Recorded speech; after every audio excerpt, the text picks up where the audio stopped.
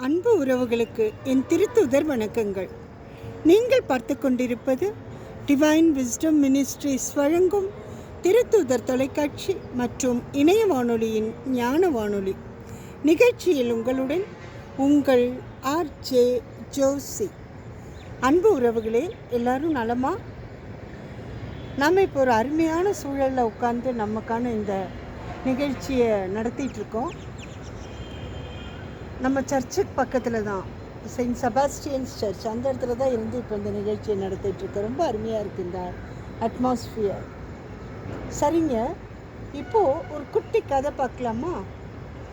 ஒரு சின்ன பாதை வழியாக 2 பூனைக்குட்டிங்க நடந்து போயிட்டுருக்கு. அதாவது ஆப்போசிட்டில் அந்த கடைசியிலேருந்து ஒரு பூனை இந்த பக்கம் வருது, இந்த கடைசியிலேருந்து ஒரு பூனை அந்த பக்கம் போகுது. இப்படி அதுக்கு போய்கிட்டு இருக்கும்போது ஒரு இடத்துல வந்த உடனே 2 கிராஸ் ஆகணும். ஆனால் சின்ன பாதையாக இருந்தாலும் பூனைகளுக்கு அது பெருசு தான். ஆனால் இந்த பூனைகள் 2மே பக்கம் பக்கம் வந்த உடனே நீ பின்னாடி போன்னு 2ம் மாற்றி மாற்றி சண்டை போட்டுக்கிட்டு இருக்கு. என்னடா இது இப்படி சண்டை போட்டுக்கிட்டு இருக்குது இல்லையா அப்படின்னு யோசிக்க தோணுது இல்லையா? ஆமாங்க, அவ்வளோ இடம் இருக்குது.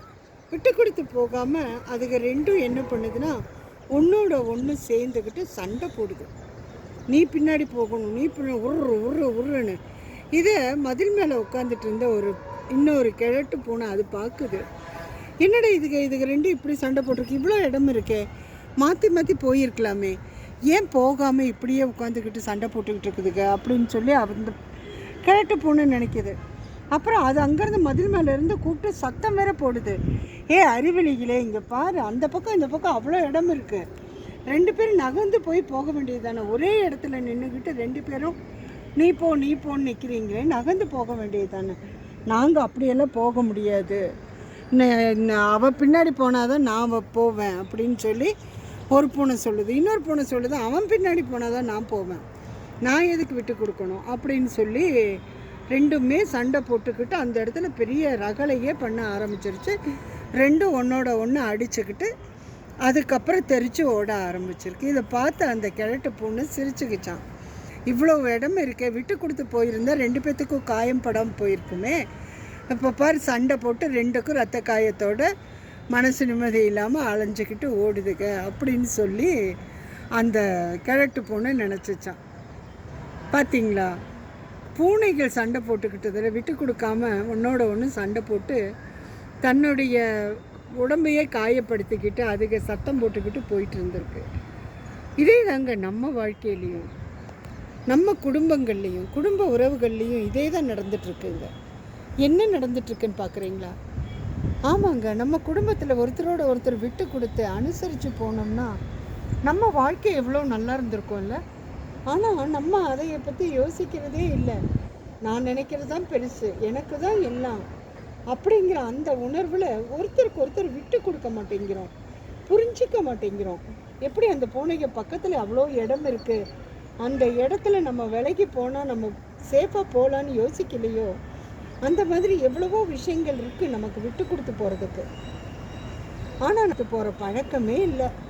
ஒருத்தருக்கு ஒருத்தர் சண்டை போட்டுக்கிட்டு பொறாமப்பட்டு கோபப்பட்டு ஆத்திரப்பட்டு நம்மளுடைய நிம்மதியை இழந்து சந்தோஷங்களை இழந்து நம்ம குடும்பத்தோட சந்தோஷங்களை இழக்க வச்சு அப்படியே வாழ்க்கையில் ஒரு போராட்டமாகவே நம்ம வாழ்க்கையை கொண்டு போயிட்டுருக்கோம்.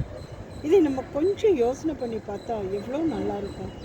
யோசனை பண்ணி பாருங்களேன், நம்ம குடும்ப உறவுகள் கூட நாம் எப்படி இருக்கோம், என்னென்ன மாதிரியெல்லாம் பழகிறோம், எந்தெந்த விஷயத்தில் நமக்கு விட்டு கொடுக்க வாய்ப்புகள் இருந்தோம் நாம் விட்டு கொடுக்காம அனுசரித்து போகாமல் போராடிக்கிட்டு நாம் பிடிச்ச முயலுக்கே 3 காலுன்னு இழுத்து பிடிச்சிக்கிட்டு உட்காந்துக்கிட்டு இருக்கோம். இதையெல்லாம் நம்ம யோசிக்கணுங்க. நம்ம குடும்பங்களில் சந்தோஷமும் நிம்மதியும் ஒற்றுமையும் அமைதியும் இருக்கணும்னா கண்டிப்பாக ஒருத்தர் அனுசரித்து விட்டு கொடுத்து போயிட்டே இருக்கணுங்க. அந்த பழக்கத்தை நம்ம பழக ஆரம்பிப்போமா? இது வரைக்கும் நம்ம அப்படி இல்லைன்னா கூட பரவாயில்ல, இனியாவதும் கொஞ்சம் யோசிப்போமா?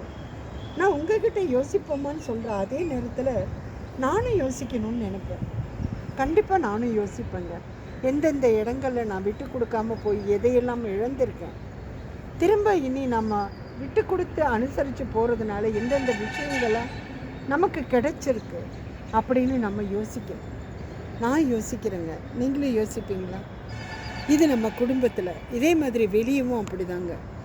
எவ்வளவோ விஷயங்களை நம்ம விட்டு கொடுக்காமல் அனுசரித்து போகாமல் நம்மளுடைய நாம தான் பெருசுன்ற உணர்வோடு நாம் எல்லா விஷயங்களையும் செய்ய ஆரம்பிக்கிறோம். அந்த இடத்துல நிறைய நேரங்களில் நமக்கு அவமானங்களும் நம்ம பேர் கெட்டு போகிற மாதிரியும் நமக்கு தேவையில்லாத மன நிம்மதி இல்லாத ஒரு சூழ்நிலையும் உருவாகுது.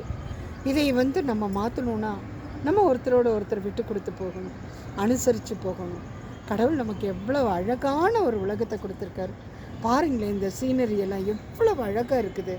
கோயிலை சுற்றி இவ்வளோ மரங்கள், இந்த அட்மாஸ்பியரே பார்க்கும்போது இங்கே உட்காந்து இவ்வளோ அருமையாக இருக்குது.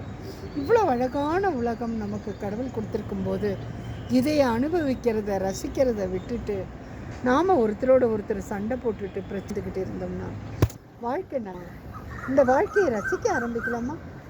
கண்டிப்பாங்க, ரசிப்போம்.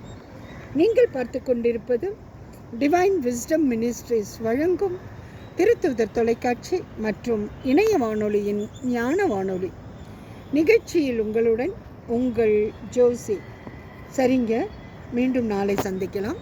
நன்றி, வணக்கம். ஒரு பாட்டு கேட்போமா?